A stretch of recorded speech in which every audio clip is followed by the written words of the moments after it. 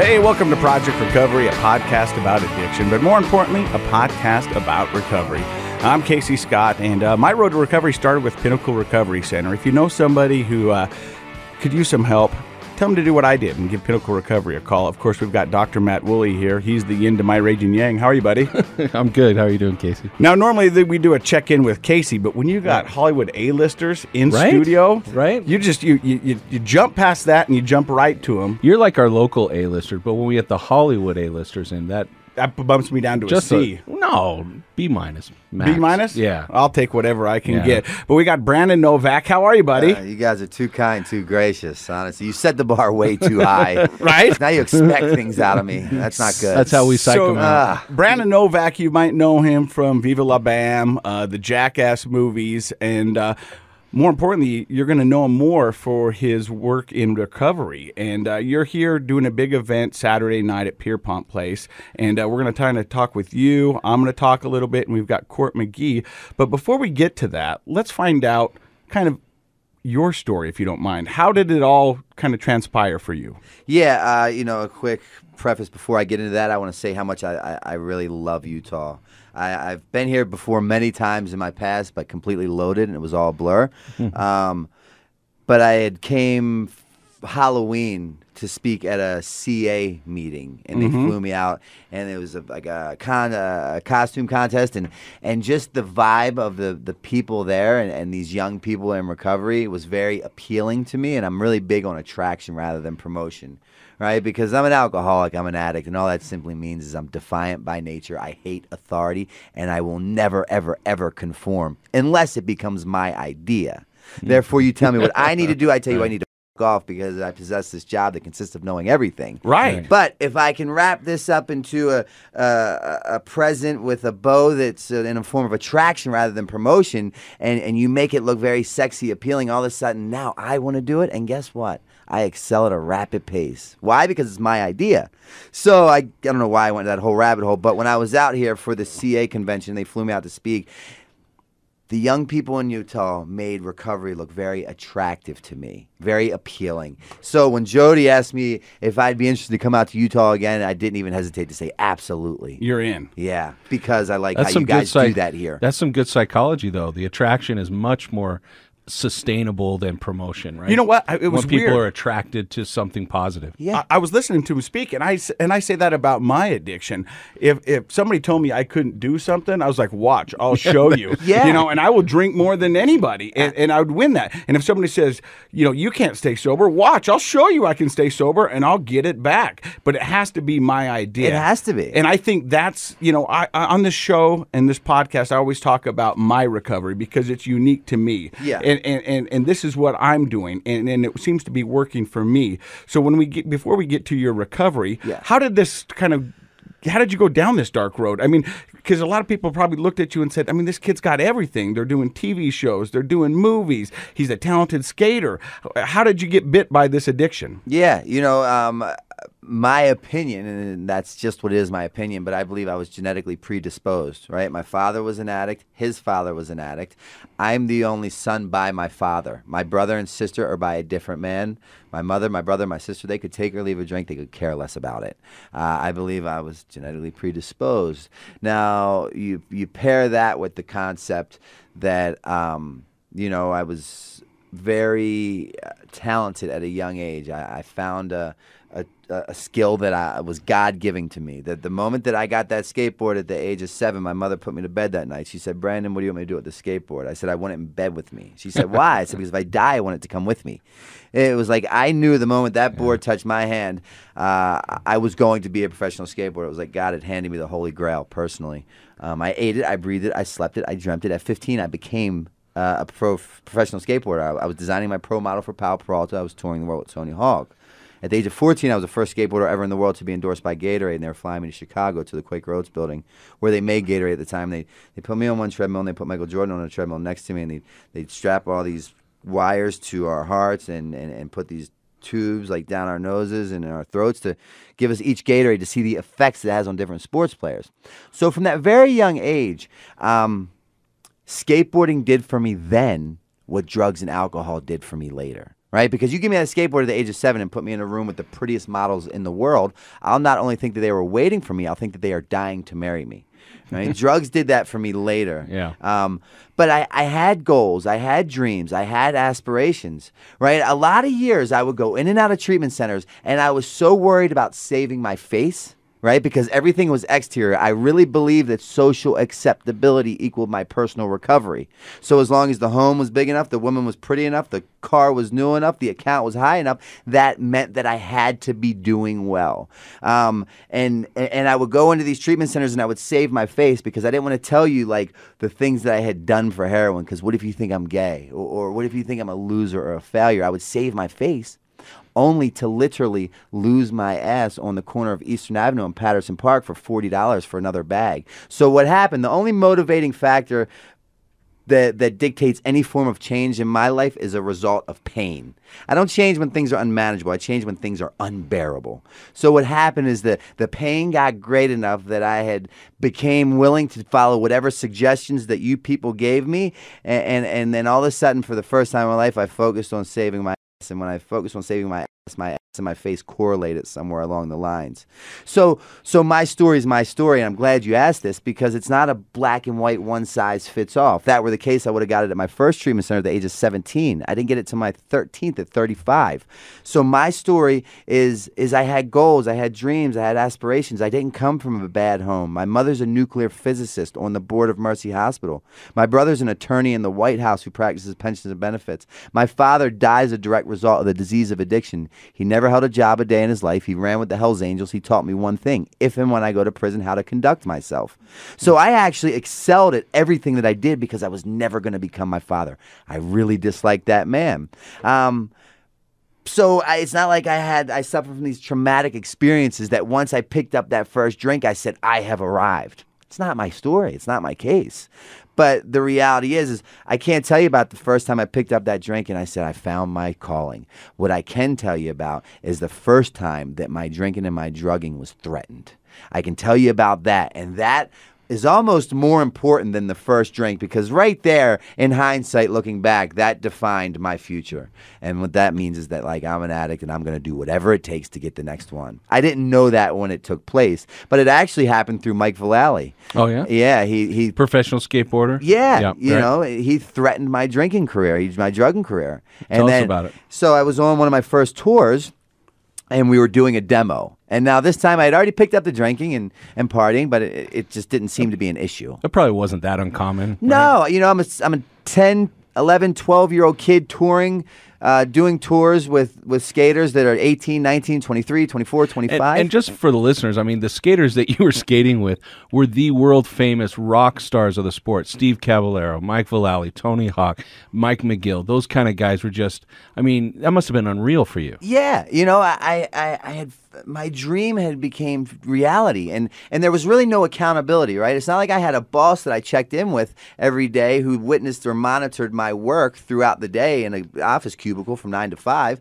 Yeah. My accountability, my check-in was living in Baltimore. The team manager, the team captain, if you will, lived in Santa Barbara. I'd call him and tell him the new tricks that I learned. And is that Stacy? No, at this time it was Todd Hastings. Okay. Stacy Peralta, own pal. Todd Hastings was the team manager. Right, okay. So that was like my babysitter. Yeah. I didn't have a boss that has said, hey, here's my work, and I made it to work by 8 a.m. I didn't have to be in when the street lights were on. Right. You know, I was raised by the dudes that I ran with, and that was a much better reality than the reality that I had home, because my father was a rather unsavory fella. He ran with the Hells Angels, and he was that kind of guy. You know, probably felt more like a family with those guys you were running with. Right? Yeah, my mother was working her butt off to provide for the family because it was a single mother family.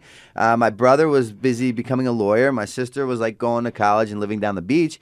And my mother would take me with her during the days because no one really trusted what my father would do, and anything was subject to happen. So I was raised in a hospital. I would skate in the parking lot, the parking garages all day. I'd just kind of roam around, and they all looked out. You probably knew all the security guards. I did, absolutely. Yeah. They never kicked me out. It was a sure shot for a skate sesh. So you're saying at 10, you're traveling with these world superstars in the skating world, and when you're out there, you're a superstar. And, and so you're hanging with guys 7 to 8 years older than you, but you're partying with them and hanging with them. Yeah, and so somewhere along the lines, and I can't recall it because it wasn't like my defining moment as an individual in life. I had acquired, a liking for drugs, right? And I remember we were on that tour, and Mike Vallely found me and caught me with a bunch of drugs. He said, "Brandon, get rid of the drugs or get off the tour." So I throw the drugs down the sewer. We finish the demo. I get back to the hotel. I meet a lady at the hotel. She drives me back to the sewer. I fish the drugs out of the sewer. Long story short, I get caught with the drugs. I'm now kicked off. How old were you at that time? That was, I'm kicked off the tour. I'm not kicked off the team yet. That was around 15 going on 16. Vallely, he's from Baltimore too, right? No, he's from Jersey. Jersey. Neighboring okay. state. Right. Yeah, but same kind of East Coast. But he has that kind of big brother vibe to him, right? Yeah. And so now, see, paired with the fact that I possess this job that consists of knowing everything, usually that means I'm the last person to find or realize anything because you can't tell me anything. My delusional alcoholic brain, the very same brain that lies to me in my own voice that makes me believe the unbelievable, tells me the skateboarding world needs me, it cannot go on without me, and I am an asset. Yeah. In reality, the skateboarding world does not need me. It goes on quite fine without me, and I'm a liability, but I'm the last person to realize that because I possess that job that consists of knowing everything. Yep. So now, about 3 weeks into this, I get a phone call from Tony Hawk, my higher power at the time, the guy who's given me a reason to live. He said, "Brandon, we have one of two options we could do with you. We can put you into treatment, you can save your life, and you continue to be a pro skater for PAL, or you can quit the team." Now, from 7 to 15, I ate it, I breathed it, I slept it, I dreamt it. I knew I was going to become it. There was no reason for a school, a plan B, a trait, an option. Like, skateboarding was my calling. And I had arrived. I had achieved my goals. At such a young age. At a young age. It's incredible. I mean, that's all I ever wanted. And the first moment that it was threatened by Mr. Hawk, I didn't have a breath of fresh air in my lungs when I said, I quit. Because what I didn't know then that I understand now is at that point in time and in the continuing career of my drinking and drugging, I shied away from conversations that consist of the words honest, reliable, or dependable because they do not help me get one more. And you'll hear in this brief interview tomorrow at my talk that anything, and I mean anything between me and that next bag, bottle, or pill must and will go, and it's not personal. It's just business for So you're the game telling that I me, play. you're telling the listeners at 15, you're a pro skater for Palo Alto, biggest skateboard companies in the world. You tell Tony Hawk, I quit. Yep. For your drugs. Yeah. But I didn't even That's incredible, realize man. it. I didn't even realize it. This thing had its grips in me long Yeah. before I even realized that I might have a problem. Yeah, I bet, and I think that's a lot of people who look back on their addiction and how they used. They lack that self-awareness of what's really going on. I mean, that's a tremendous amount. I was so internally unique. It could Yeah. never happen to me. Yeah. It will never happen to me. This happens to other people. This doesn't happen Yeah. to me. I'm a 17-year-old superstar. Absolutely. I can do what I want. I've been successful to this point. There's a method to my madness. And that was even worse, actually, because people didn't really intervene or interject, if you will, because, hey, I had been successful to this point anyway. He knows what he's doing. Exactly. Yeah, he's drinking Gatorade with Michael Jordan. Yeah, hanging out at a steakhouse. When eating you steaks. tell Tony Hawk, I quit, is there any pushback, or does he just go, okay? I don't even remember. I don't even recall. I just remember feeling a sigh of relief. Really? Yeah. I thought you would hang up the phone and go, what No. did I just do? No, because already, and I didn't even think about that until this interview. Already at that young age, the abnormal had started to become the normal. Oh. And I don't even know it then. I never even thought about that till just now. I recognize it was very easily recognizable way later down the line. Yeah. Right? When I'm sleeping in abandoned houses, I have a needle hanging out of my arm and I sell my body for a bag of heroin. Then I get the abnormal's the normal. I'm living on the animalistic level. But at that young age, when I still had everything, the abnormal was already becoming the normal because my drinking and drugging was threatened. So at 17, you tell Tony Hawk, I'm out. Yeah. Then where does Brandon go? Well, ironically enough, I turned down his offer to go to rehab, right? Mm-hmm. So now I'm living with my mother and my girlfriend. Tours are no longer being booked. Flights are no longer being scheduled. Video parts are no longer being produced. Why? Because those consist of me having to have those conversations that consist of the words honest, reliable, or dependable, right? And I shy from that because that doesn't help me.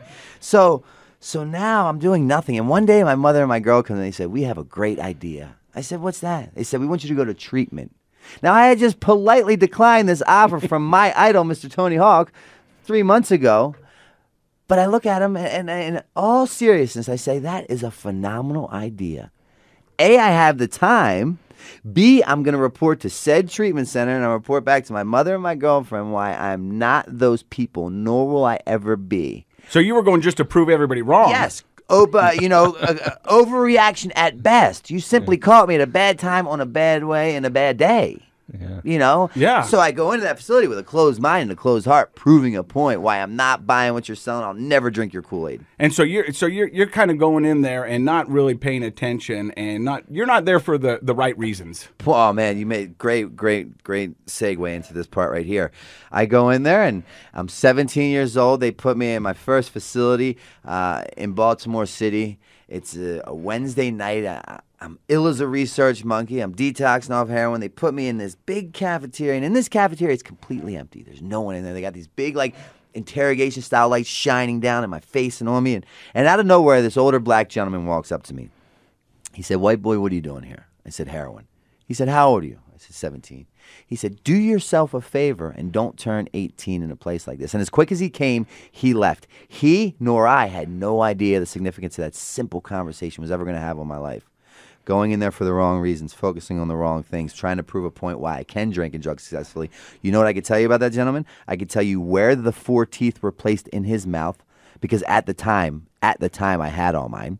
He's black, I'm white. He's 70 to 75, I'm 17. He's homeless. I live with my mother and my girlfriend. He smokes crack. My delusional alcoholic mind, the one that lies to me, my own voice that makes me believe the unbelievable, tells me I successfully do heroin. Thank God that man found the answer for which he's in search of. I'm so grateful that he found it. And he was just a resident there? He was in treatment? Yeah. Now, see, I'm focusing on why I don't belong there. Yeah. I'm not looking for the similarities. I'm looking for the differences. Was that a little bit like looking into the future? No, well, to me, it was like, not at the time, right? It was like, later? I am in the wrong place. I don't belong here. Okay. You know, you're insane. All you people were insane. I'm not that guy. I'm a 17-year-old white kid from the suburbs at the time who just got off a tour with Tony Hawk, hanging out with Michael Jordan. Yeah. That's what my alcoholic mind tells me. Gotcha. Right? I'm so internally unique. I'm so different that can never be me. That's crazy, because I had a similar experience when I was in my rehab. The second day I was there, I called up my mom, and I said, "Mom," and people have heard this story, but I want you to hear it. I called my mom. I said, "Mom, I'm in the wrong place." And she goes, "What do you mean?" I said, "There's people in here for meth and heroin. I'm here for Bud Light." Yeah. You know? And she Totally. goes, "What are you talking about?" I said, "I'm just Bud Light." And she goes, "Son, you're in the right place. Addiction is addiction." Yeah. But I started, I mean, in the early infancies of rehab, I wanted to justify that I wasn't bad like everybody else. 100%. That I was different. That this is just a mistake. Yeah. I don't belong overreaction. here. Yeah. Absolutely. I mean, and that happens over and over and over. Well, you said 13 times for you. Yeah, well, yeah, but I didn't have those experiences where I felt different at all 13 times, right? Because throughout time, my disease progressed, things got much worse, right? And I had ran out of options, and resources, right? No one was like really running to help me. Like you said, eventually the pain got high enough that you started to make some changes. I became willing to do whatever. But how long did that first treatment experience last? Like, that gentleman kind of came and thought he was helping, but you saw the opposite. You saw proof that you shouldn't be there. How long were you in that treatment center? Well, I stayed in that facility for 30 days, but what that man did is he planted the seed. Yeah. He planted the seed, and here's how that story plays out real quick, if you will. So I could tell you all those things about that man. Mm-hmm. What I could not tell you is my therapist's name, my relapse prevention packet they're shoving down my throat, or the healthy or unhealthy boundaries you're trying to instill in me. Because if I could tell you those things, that means I can relate to being one of you people, and I want no part. So you just shut that out. Yeah, so I leave that treatment center, disease untreated. No defense against me or that first drink or drug. He was right. I did not turn 18 in a place like that. But I turned 19, 20, 22, 23, 24, 26, 27, 29, 30, 32, 33, 34, 35 in a jail or a treatment center. And every year I'd sit on whatever bunk of whatever cell of whatever jail I happen to be in, or whatever bed or whatever treatment center I happen to be in, and think back to myself and say, maybe if me, myself, Brandon Novack, would have listened to that man with an open mind and an open heart, I would not continuously find myself in this situation year after year after year. That was such a profound thing that he did, and at the time I laughed it off. Yeah, that's powerful. And there's other parts of my story that doesn't make sense for me to tell it here, where that guy is all I think about. Yeah. You're listening to the honest, real truth of Brandon Novack, and you're listening to Project Recovery. We'll be right back.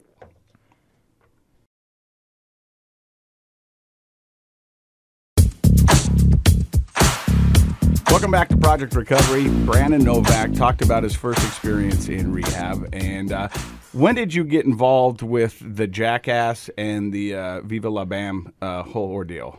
So I go from being that pro skater to then like deciding that it makes more sense to shoot heroin than pursue my dreams of skateboarding. So I give that away. And I become a full-blown heroin addict running the streets of Baltimore. Homeless, you name it. Everything with the word less on it I had became at that point. And one day I go into a local skate shop that I would occasionally go into and hit them up for cash. And I go in this day and I said, hey, I'm trying to get some money, my normal routine. They said, we're not going to give you any money today. But Bam Margera was here with the Toy Machine team at the time, is who he rode for, doing a demo yesterday. And he asked about you, and he said, he left his number, and he said, if you ever want help, to call him. Now, see, Bam and I were best of friends, yet arch enemies when it came to this specific contest every year, meaning he would win or I would win. We were both very good contest skaters, very consistent, tricks outside the box, and we'd practice to beat each other every year. And this year he goes to the contest, and I don't show up. And my mentor, Bucky Lasik, who's from Baltimore as well, who got me sponsored by PAL, was there. And Bam went to Bucky. He said, where's Novak? And Bucky said, he's on heroin. And Bam was like, what's that? Such a young age, has no idea what that is. Fast forward to Bam excelling. Bam now creates the CKY videos, which he makes his first millions off of. Then that segues into the Viva La Bams, then the Jackass. Finally, I go into the skate shop to try to get some money. They say, no money. Here's Bam's number. Call him if you want help. Cut to a few days later, I'm calling him. That's my integration or merge into Pennsylvania to attempt to get clean. When I get there, he says, look, your only job is to stay clean.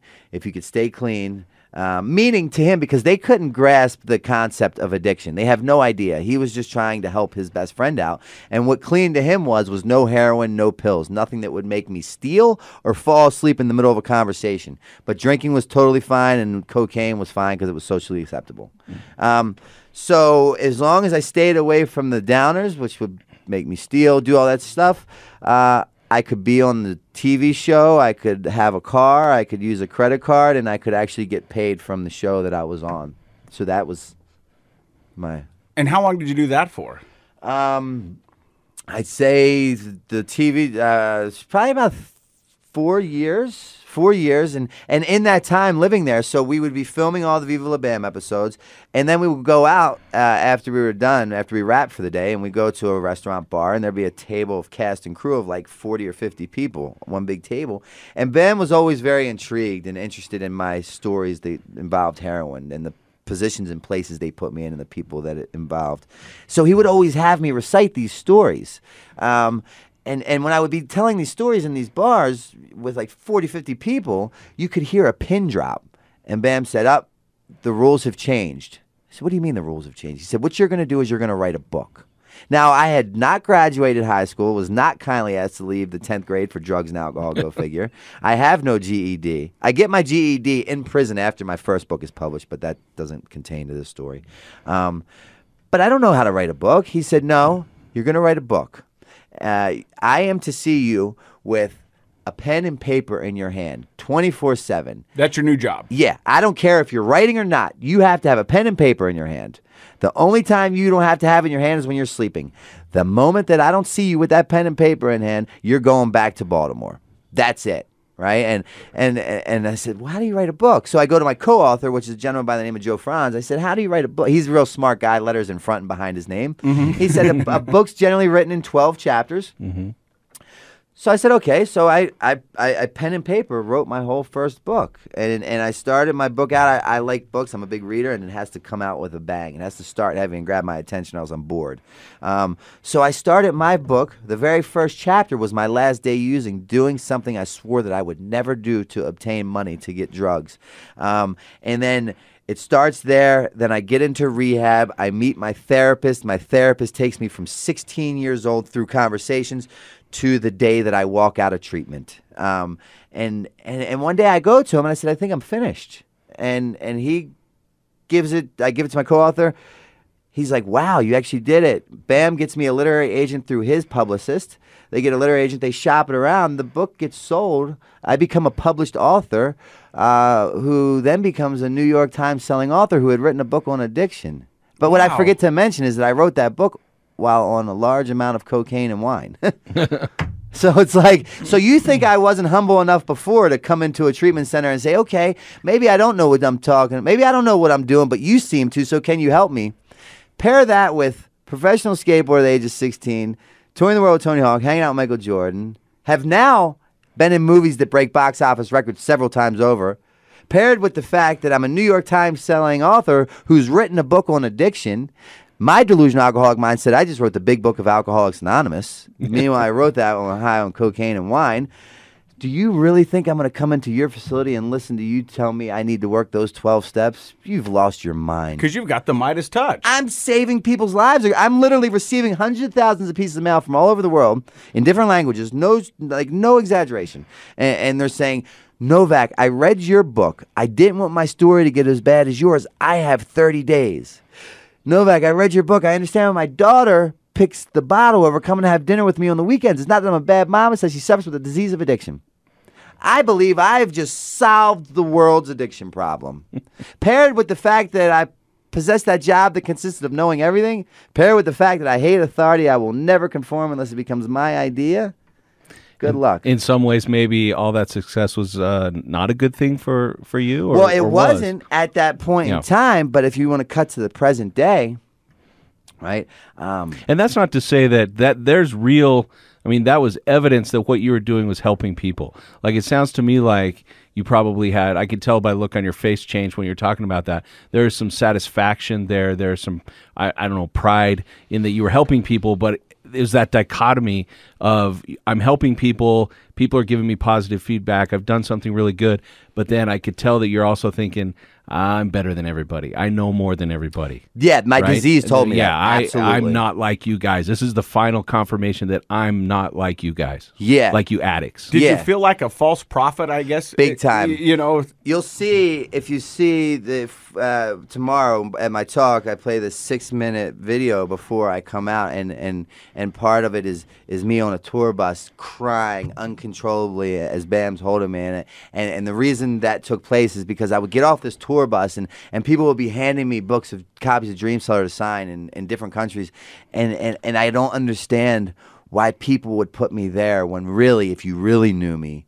when times get tough, I revert to standing on Eastern Avenue in Patterson Park, letting anybody buy me for money to get. You know what I mean? Yeah. Like, I'm that guy. Again, so it's and that was all unresolved. I mean, you were living a double life. Yeah, it was the way. And the saddest thing is I didn't want to use. I didn't. Most of the time, I really didn't. But I couldn't not use because my disease. I don't know the disease from which most people possess, but the disease from which I possess. When that thing jumps, I say, "Yes, sir. How high?" Mm-hmm. I don't have the privilege to say, "You know what? I'm going to sit this out because it does not seem like a good career choice for me." That's not the disease. And I keep my story very upfront, very graphic, and very descriptive because the moment that I forget where I come from, I will return. Yeah. That serves as a real grounding issue for you to be able to be that graphic. I keep my past married to my present because the moment you that don't I want to forget that. Then all of a sudden I take credit for these things, right? And now there is no higher power in my life. And ultimately what happens is Brandon becomes Brandon's God. Brandon only sponsors Brandon, and Brandon only attends Brandon's Anonymous. And then for the life of me, like I'm getting buried in that plot that my mother had bought me 8 years ago. You know what I find interesting about this is that you say you wrote this book and you changed lives. And I used to say when I was in my addiction that I could give great advice. Oh, yeah. I couldn't take it, but I could give great advice because I knew what was right. I think when you wrote those words and you did change people's lives, you knew what was wrong and you were taking that from some of what was your past experiences. You just weren't buying your own advice because I imagine the stuff you were telling people to do is good, solid advice, but you just weren't taking it yourself. Do you think that's kind of true? Well, the book, there is no real advice given. It's simply just my life. and it talks of my life. And I think really thinking about it now, processing this and having this conversation with you, it's the book really serves as just a cautionary tale. So I think the reason why people's lives may have been saved after the reading of my book is because like we do not want to become that. I don't want to hit Brandon Novak rock bottom. Yeah. You know what I mean? Like you're the Bud Light story. I'm not these guys, Mom. I'm not Brandon Novak. Yeah. Hey, my life got bad, but didn't get Brandon Novak bad. Yeah. Well, see, and then that'll happen. I'll go to treatment centers. I'll go to these events that I throw, and I'll tell my story, and people will put their hands up and they'll say, my story wasn't as bad as yours. And they'll use that as a justification as why, like, maybe they don't belong. And I always say, I counter that with, my story was not as bad as my story either in the beginning. Yeah, right. In the beginning, it was not as bad as it had turned out to be. Yeah. So we've talked about some of your highest highs, running next to Michael Jordan, breaking box office records. We've also talked to some of your lowest points. When did you go to the 13th rehab, and what made you decide to do that? May 25th, 2015. So almost like 2.5 weeks ago to today. To date, I walked into my 13th facility. My worldly possessions, everything I owned, consisted of the clothes on my back. I had a bag that held 8 scarves, 2 jackets, 3 socks, 1 stick of deodorant. That bag doubled as my pillow. I had a needle, I had a spoon, a restraining order that my mother had just served me, and 4 cigarette butts that I just picked up off the ground. And what led me to walking into that facility is that the drugs literally stopped working. Every morning at that point in time, I was waking up and I was buying $180 worth of heroin and cocaine. And it was fine up to then, because what would happen without fail, never failed me.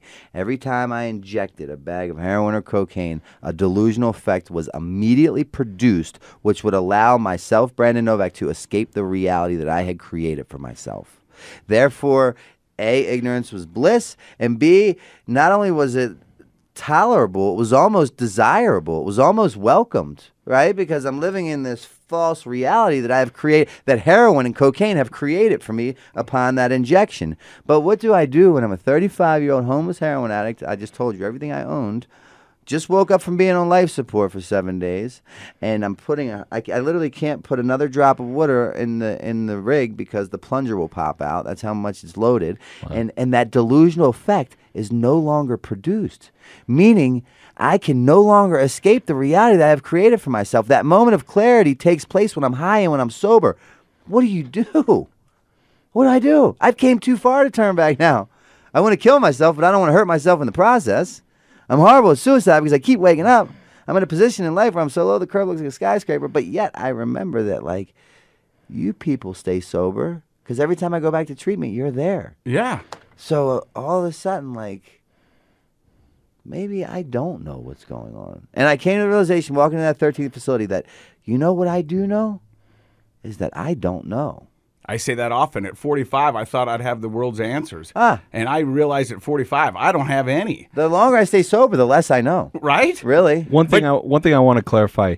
Did you go into that 13th facility of your own accord, or did somebody take begging you? and pleading? So that's begging. How different is Gift that than of all the other? desperation. Yeah. I had became willing, became my idea. Right. I had met the God of my understanding as a direct result of that gift of desperation. If you would have told me to do. This is, I have to be like family oriented on this show, but if you would have told me to do anything, I would have been more than happy and willing to do it. Why? Because, like, it would promise me a couple more hours of sobriety. I was willing to, and it was my idea. And guess what? I've excelled at a rapid pace. God willing, in a few weeks, I'll have 4 years sober. I have not had the desire to pick up a drink or drug one time in my sobriety. That's not amazing. once. I've been an IV heroin and cocaine user for 20 years straight.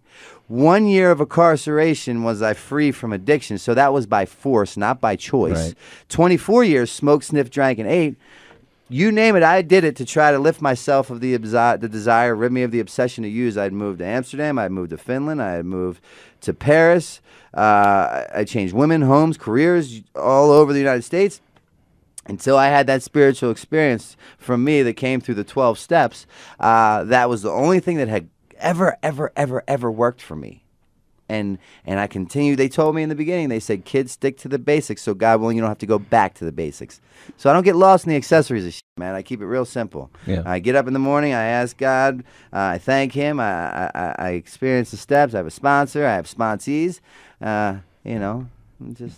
Well, that's amazing. I find a lot of times with people, the word we use in psychology is oppositional. Both you guys are describing being oppositional, which is when somebody tells you to do something, you push back.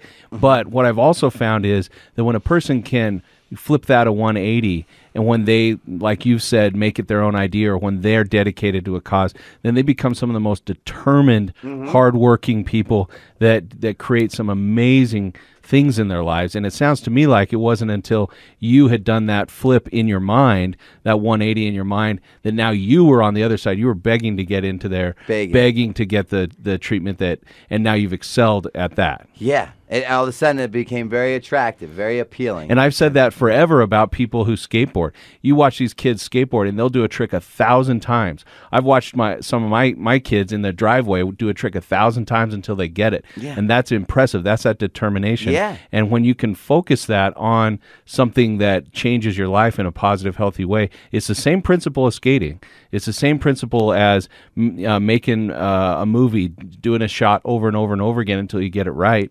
But now you had it focused on yourself. Yeah, and so now what my life looks like today, right? And all from me just getting out of my own way, right? I take no credit for anything, but now, like, I just quit smoking October 4th, right? So I'm smoke-free. I don't even smoke cigarettes. That's great. I just ran a 5K. I'm in the gym 5 days a week. I work out with a trainer 2 of those days. I've just purchased my first home.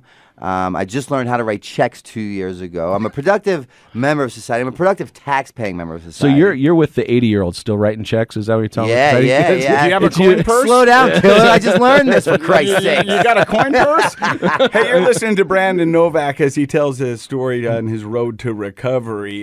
Coming up in episode 2, we're going to find out what he's doing next and how he's helping out people along the way. You're listening to Project Recovery. I'm Casey Scott. That's Dr. Matt Woolley. That's John Smith. Project Recovery is a KSL podcast.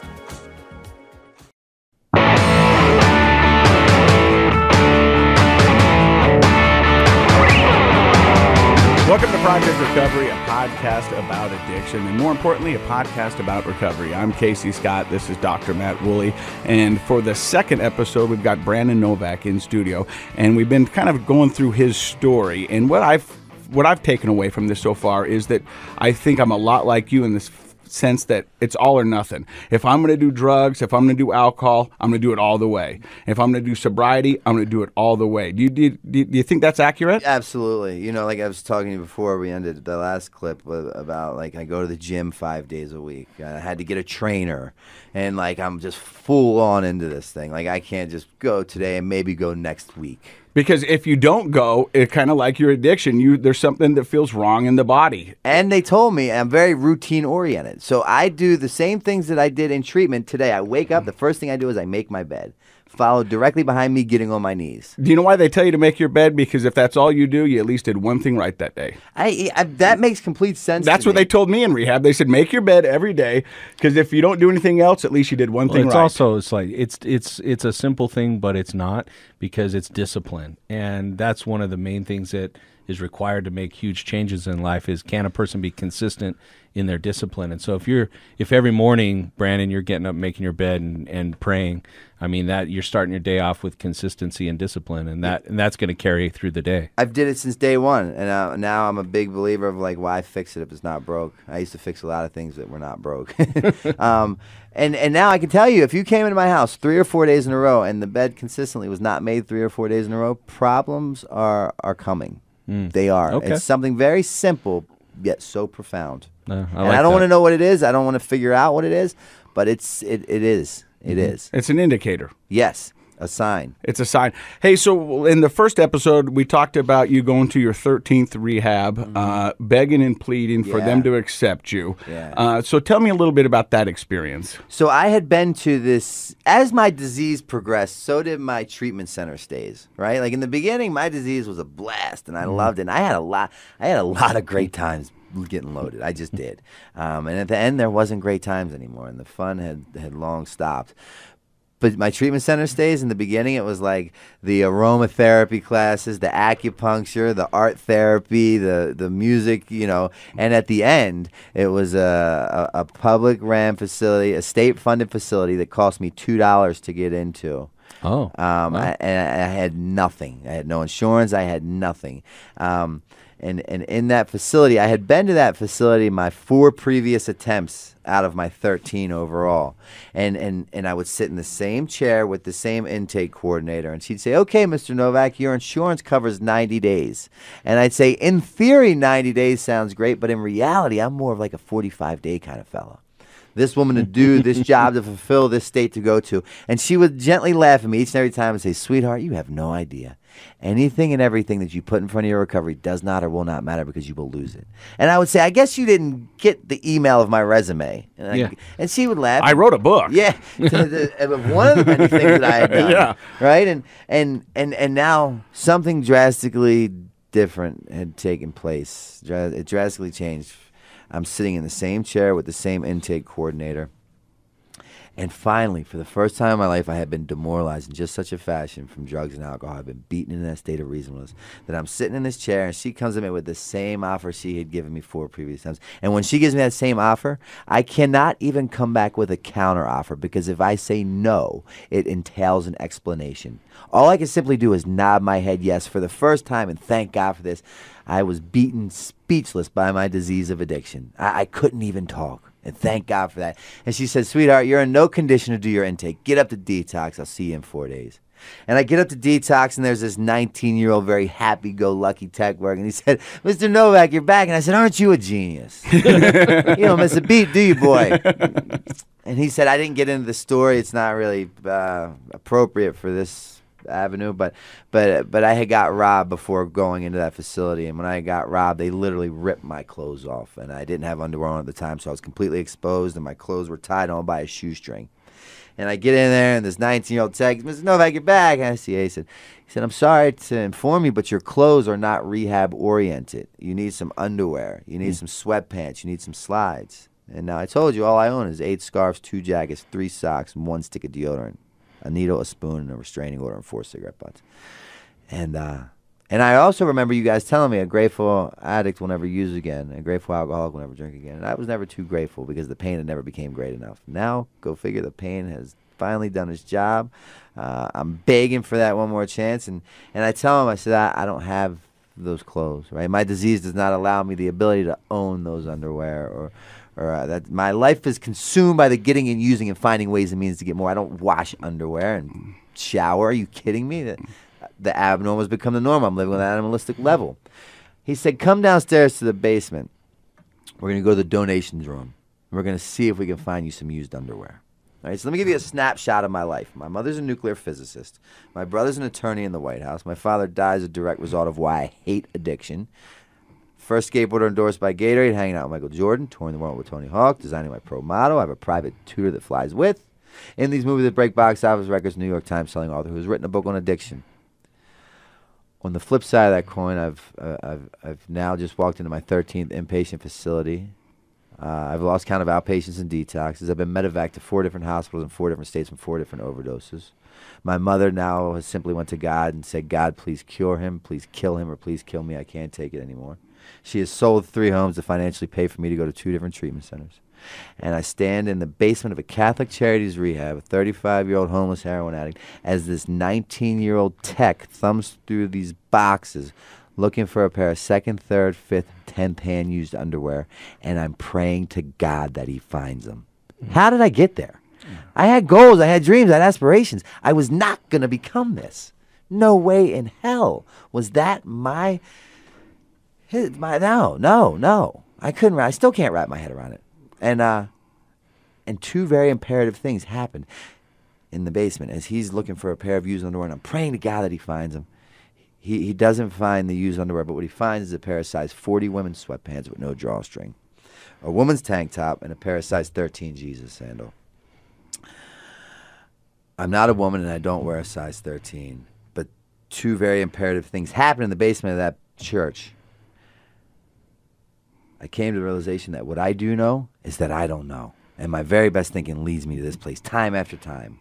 right? So there goes that job of knowing everything, which was a big crux for me.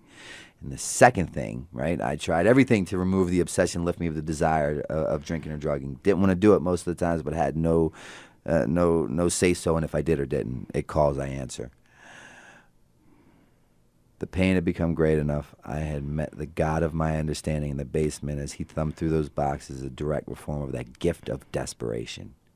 And all of a sudden, like, I had that spiritual experience, my first of many, and they had already started happening way before I walked into treatment, but I didn't see them then. I recognize them now.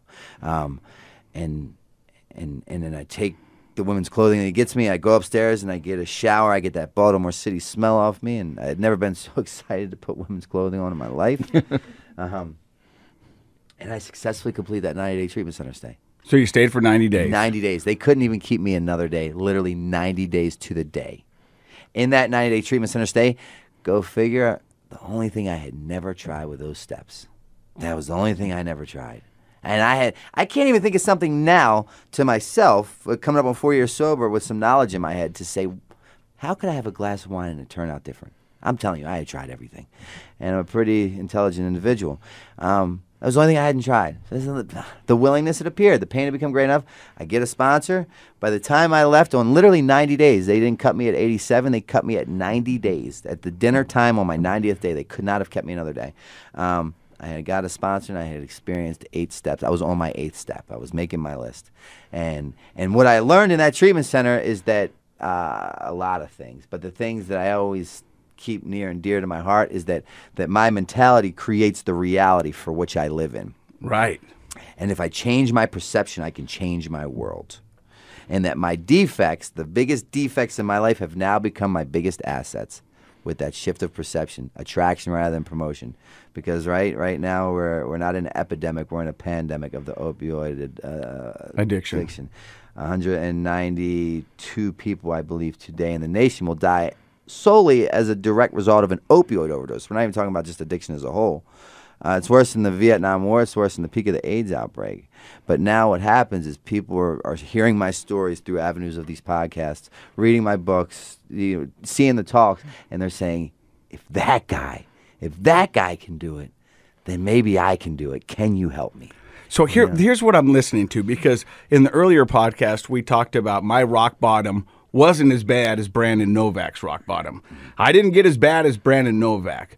But on the other side of that coin, and this is where perception comes in, hey, if I wasn't as bad as him and he's gotten all this back and success and doing all this stuff, why can't I do it? Totally. You know what I mean? Absolutely. Because, I mean, the stories you're telling. But the way the disease works, and it's so powerful, it could go that route, or it could say, I still have some time to run. Yeah. I can mess my life up even more, and then I can possibly get it back just like he did. But see, that's. So you could, depending on where justification. you're. Yeah, justification. But that's why I've said this before, and to Dr. Matt, perception is everything. Yes. I have a disease centered in perception. Yeah. You know, and so and people go, because some people have said, hey, Casey seems to be doing this pretty easily. I get that a lot. People are like, Casey seems like it's not that hard. But the reality is, my perception is that I want my life back more than I want to drink. Yeah. And that's where I focus on.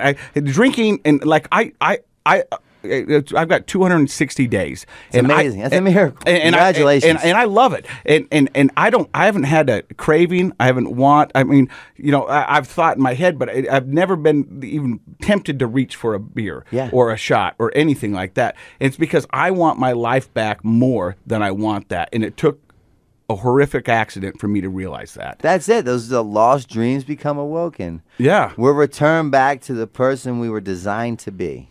So when you walk out on your 90th day, you've got a sponsor, you're on step 8. Mm-hmm. Where does Brandon go from there? Because you've been to the top of the mountain. Yeah. You know where I go from there? It's rather ironic now that you've phrased it in that way. I went from there directly to a sober living house, where I was paying $165 a week, $660 a month, with bunk beds in each room. I got a job. I didn't get a job because my pride would not allow me to get a job. But my manager and my assistant, they had secured me a job before I left. Because I would always say, I would do lip service. Yeah, I'll get the job. And I just don't get the job. My pattern had dictated that's my MO. So what they did was they got me a job and I accredit this to being the foundation of my sobriety. A lot of things, but this was very imperative. At a breakfast lunch diner, very similar to the one we ate at today, called Mary Ann's in Levittown, Pennsylvania. Levittown's a very blue collar town. There's not much going on there except like recovery, and I'm washing dishes for $6 an hour next to a 14-year-old kid at 35 years old. Wow. That's where Brandon went from there. Instead of looking over and seeing Michael Jordan, it's a 14-year-old kid and you're making $6 an hour. Yeah. How did you under the table? Of course, you don't want to pay taxes on that, man. I mean, bro. How can you make a living? But tell me, how did that make you feel? Like you said, your pride stopped you from getting a job before, and we've talked to other people who have been up at the top of the mountain, and then their first job out of recovery is pretty low compared to where they'd been. How did you overcome that pride and go there and wash those dishes? I just stopped thinking because, again, I knew that I don't know, and I can't say that for stuck certain. with you. Yeah, big time. Because I think for a lot of people, they have that realization for a little bit. They start to feel better, and then they're like, oh, no, I do know everything. Hence me keeping my past married to my present. Right. The moment I forget where I come from, I will return. Yeah. Right? Because I have a brain that allows me to have selective memory when it plays in favor of my alcoholism. Oh, yeah. yeah. I could tell you about 6 years back when I had 2 glasses of wine in Ram's Head Pub in Westchester, Pennsylvania on Halloween night, first snowfall of the year. I could tell you about it just like I touched this cup of tea. Why? Because it was the first time out of maybe 4 times in my 24-year of drinking period where I successfully had 2 glasses of wine and I was home in bed by 9 p.m. with my fiance, like I promised, which means that I can control my drinking. And you told that story for the next 10 years. Yeah. Well, what do you mean? But look at that. What about that time I had to? I could Yeah. do it. Yeah. And you told it to yourself, and you told it to your family, and you I told it to believed your friends. Yes. I would pass a polygraph. I mean, I hear it from people all the time. They go, Straight up. They go, I quit drinking for a month. And I go, why? And they go, just so I prove I don't have a problem. Yeah. And they remember that month. And I go, how long ago was that? Well, that was 9-10 years ago. Yeah, because my problem was never stopping. Stopping was rather simple. It's staying stopped that's the problem. Yeah. And so, but then my brain will, oddly enough, allow me to block out being medevac to 4 different hospitals in 4 different states from 4 different overdoses. My mother buying me a plot on Mother's Day. Ruining family So parties. that's real. You said that's your true, mom yeah. actually bought you a plot Yeah. on Mother's Day. Yeah. Incredible. So my brain doesn't allow me to recall that because that does not tell me that I'm a successful drinker, right? And my Right. disease wants no part of that, right? Because I have a disease that lies to me. And check this out. If you're diagnosed as an addict or an alcoholic, there's no need to debate this. Don't even try. If you're diagnosed as an addict or an alcoholic, what that means is your disease left untreated equals death. It's a fatal disease Yeah. left untreated. Not up for debate. Factual evidence, look it up in any book. As far as I'm aware of, it's the only fatal disease from which I possess that tells me I don't have a disease on a daily basis. Lies to me in my own voice, and it makes me believe the unbelievable. Follow me. Diagnose me with HIV, I'm rushing to the hospital to get medication. I don't want to die. Fatal disease. Diagnose me with cancer, I'm rushing to the hospital to get chemo. I don't want to die. Fatal disease. Diagnose me as an addict or an alcoholic. I need a glass of wine or a bag of heroin to figure out what the hell's wrong with you for diagnosing me with said disease. Yeah. Just as fatal as the first 2 diseases. It's delusional. Yeah, from my own brain, because that's the Wow. problem. Yeah. The drink's the solution. The problem is between my 2 ears. Right.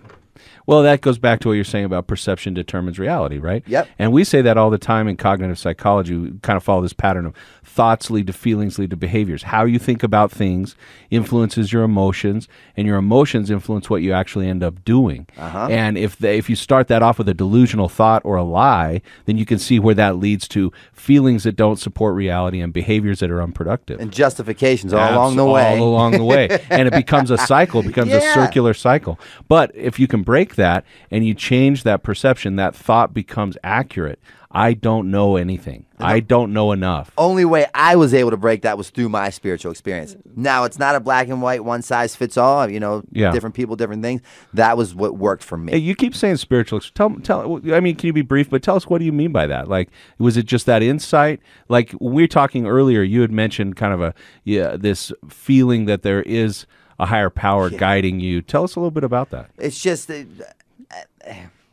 no words would ever suffice what I'm trying to explain or make you kind of grasp what Right. I feel. Because it's so personal. It's not even it's so personal, yet it's so powerful. It's so big. It's so insanely big that I believe that words do no justification. But for you're an it. author. Yeah, I know. I know. You got words. You got words, baby. You got 12 chapters of words. Yeah, but this, I'm telling you, man, it's just it's something that I tapped into that does for me what nothing or no one else could have ever done. You're listening to Brandon Novak here on Project Recovery, and we're listening to him about his life as a pro skater and his life in recovery. Coming up, we're going to find out about him standing on the stage with Jack Osborne and what his life's up to now. You're listening to Project Recovery, a KSL podcast.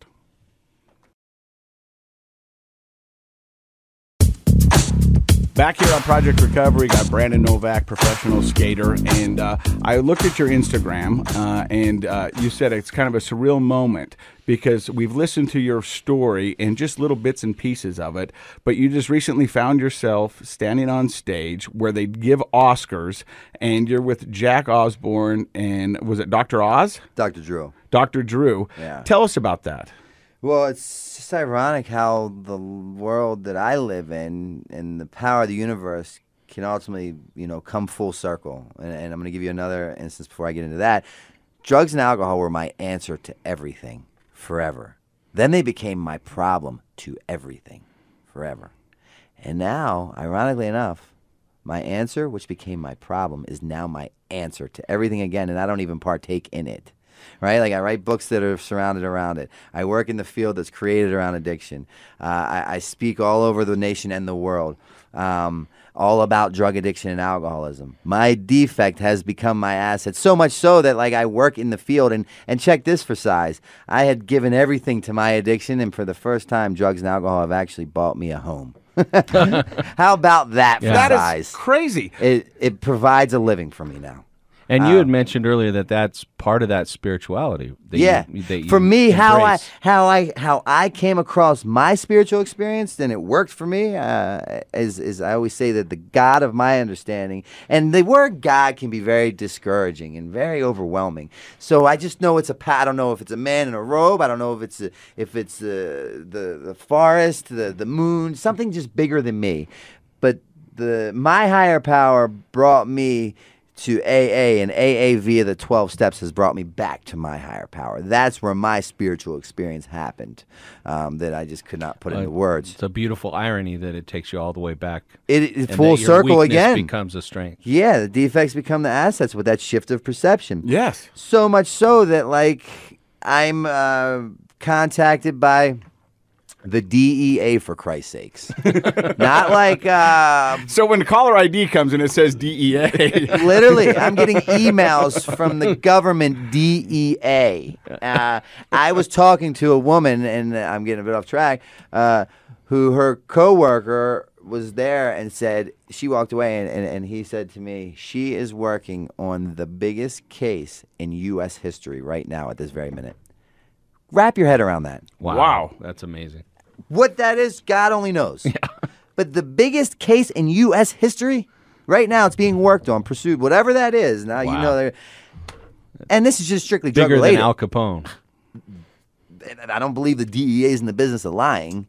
They said to me, she's working on the biggest case in the U.S. history. And just to try that on for size. But anyways, I'm contacted by the DEA, and not only contacted, but recognized and received an award on the same stage, which is the Dolby Theater in Hollywood, California, where they have the Oscars every year. So I'm standing on the same stage as the best actors in the world when they receive their Oscars. But my picture looks like I'm on the best stage, the biggest stage where the best actors go to get their Oscars every year. I'm standing on the same stage with Jack Osborne and Dr. Drew, receiving an award on my efforts in what I'm doing to combat the opioid epidemic that's taking place in the nation. To me, that's bigger than an Oscar, to be honest, because you're doing one of my proudest moments. Yeah, ever. You're doing something for so many people. An Oscar is entertainment, and that's a great achievement. But I mean, that award to me touches so many people's lives. It represents what we need in this country to get past this opioid epidemic. And this is that guy whose mother bought him a plot. This is that guy who people took life insurance policies out on. This is that guy who walked into his 13th facility just waking up from being on life support for 7 days. This is that guy that was deemed unhelpable or unfixable, a 20-year IV cocaine and heroin user consecutively, minus the 1 year due to incarceration. So that was by force, not by choice. So that just goes to say, if that guy can do it, I'm no different than anybody else. The steps that I've taken, the knowledge that I have retained is free and it's open to the public, right? They're not giving it to the cool kids in the bathroom. Like, it's not a secret society. If you want what I have, do what I do, and you can get what I get. Absolutely. You know what I hear is, I think a lot of people go, Brennan Novack, he's been next to Michael Jordan, worked for Tony Hawk, had homes in Paris, all over the world, and he must have got some sort of special treatment from some expensive rehab. No. He must have, they must have really taken extra care of this guy and shown him the path. But you told me your last rehab, your 13th, it took you $2 to get in, and you stayed 90 days. 90 days. And you went to the 12-step, and that's what resonated with you. And Lived in a sober living house for 1 year. Lived in sober living for 1 year. Washed dishes for $6 an hour. Yeah, got a promotion from there to waiting tables. And then now you're traveling. Opened my first checking account. I got my first ever. Ironically, I walked in that 13th facility with the 8 scarves, 2 jackets, 3 socks, 1 stick of deodorant, the needle, the spoon, the restraining order, 4 cigarette butts, and a passport. That was my form of ID. One of these things is not like the other. Yeah. But I walk in, and that was the only form of ID I had, and they took me and they got me welfare insurance. They got me welfare. I got $160 every month for groceries, and then they took me to get a. My sponsor taught me all these things, and he said, I went to a bank, and I opened up a debit card. Yep. I opened a debit card that turned into a checking account, and I was putting money in off of the money that I was making from washing dishes, waiting tables, and then I said, I never had bad credit. I just had no credit. I said, I want to get a credit card. So I went to the bank, and I opened a line of a pre-secured credit card. Pre-secured credit card turned into a credit card after a year. On my 3rd year. So then I lived in that sober living house for 1 year. Me and 2 guys from that sober living house decided we were going to get our own place. So we split an apartment, all 3 of us. I lived with those guys for a year. Then I decided I was ready to have my own place, and I moved from there to my own place. All that time, the pre-secured credit card has turned into, it's still a pre-secured credit card, but I'm paying it, I'm gaining interest, I'm gaining credit, and then I get my own place. Now I'm building my own renter's credit because my name's on it. Yeah. And then on my 3rd year, I bought a home. I became a homeowner, and now I have multiple credit cards. I have a home. I have a productive job that allows me. So let me ask you this. How did you get back into what you're currently doing now, which is touring the nation and the countries, talking about recovery? Completely unbeknownst to me. I am not clever enough to paint this picture for what you guys see me in. Left to my own devices, I'll put this whole room into a needle and shoot it up. I've seen me do it. I'm living in that recovery house, $165 a week, $660 a month. I'm washing dishes for $6 an hour, and one day my phone goes off on a private messenger, and they said, "Hey, this is a fellow by the name of David Golaski. I work at Banyan Treatment Center in Florida." And I said, all right, that's cool. Now, I had never did a treatment center like that. My treatment centers were always, you go to detox, and in detox, then you live in the same building for 28 days. 28 days and you go home. Florida model treatment's a little different. Step downs and whatnot. And he said, I work for a facility in Florida. Would you be interested in coming here and speaking to our clients? And I said, absolutely. He said, when would you want to do it? And I said, well, the reality is during this conversation, 3 people's lives have been taken by the disease of addiction. So if it were up to me, I'd come yesterday. He said, all right, let me see what we can do. We put a whole, then he calls me a couple days later and he said, all right, here's your date. We're going to fly you in. So they fly me in and they show me everything, right? They give me a tour of all the facilities. And I'm like, this is rather extreme. Are they about to ask me for a donation? Like, I'm here to just tell my story. I'm a dishwasher. Yeah, exactly. I'm still living in that recovery house. And then the next day they do some other things. And at the end of it, I said to David, now I'm good friends with a guy named Chris Herring. Chris Herring travels the world, played for the Boston Celtics, the Denver Nuggets, kind of does what I do. He does what I do, kind of on a bigger scale. And I said, I want to do what Chris does. And to put that in a form that you might be able to relate to, it's like in the Jackass world, I'm the talent. They fly me in, I film my scene, and I leave. But there's a whole team of people to make that happen. You get the permits, you get the location, the flights, the hotels. So I wanted to do the same thing in the recovery world, but I didn't know how to get a treatment center or non-for-profits, find locations. I had no idea. Need an agent. Yeah, basically. So then when I saw Banyan, they had toured me everything, and I didn't understand why, but I fell in love with the program. At the end, I said to David, hey, I'd really like to do this, and explain that to him. He said, I don't know, talk to the owner. We're going to go to dinner with him. And this is the day before I flew. I was flying out the next morning. We go to dinner, and I say it to the owner, and he said, we didn't fly you here for anything. You know, so they already had this plan in place, unbeknownst to me. I didn't have any idea this world existed. You know, they say if you love what you do, you never work a day in your life. I scored that 1 billion times over, and I didn't even try. I literally tripped into this. Yeah. And so they had that in mind. Yes. And they were thinking, we want to get him down here, talk to him about doing that very thing. Yeah, because I went and spoke at like a candlelit vigil somewhere. Yeah. For something, and someone filmed it, and it started making its rounds on Facebook. Yeah. Yeah. And then they saw that. Well, you have a poetic way of putting your story into words. I think when you say you don't have words, I think that's not true at all. I think that the best authors, the best speakers are people that have a talent for speaking from their heart and telling a story in a way that's relatable to other people. And I'm sure that that's what they connected with and what you love to do. And I think it's the honesty that comes across, you know, and there's a pureness about you that I can sense, because I was doing some research and I was looking at your Instagram page. And on one of your Instagram posts, it goes, if anybody out there needs help, call me now. And I got to assume it was your phone number that you put down on there. Yeah.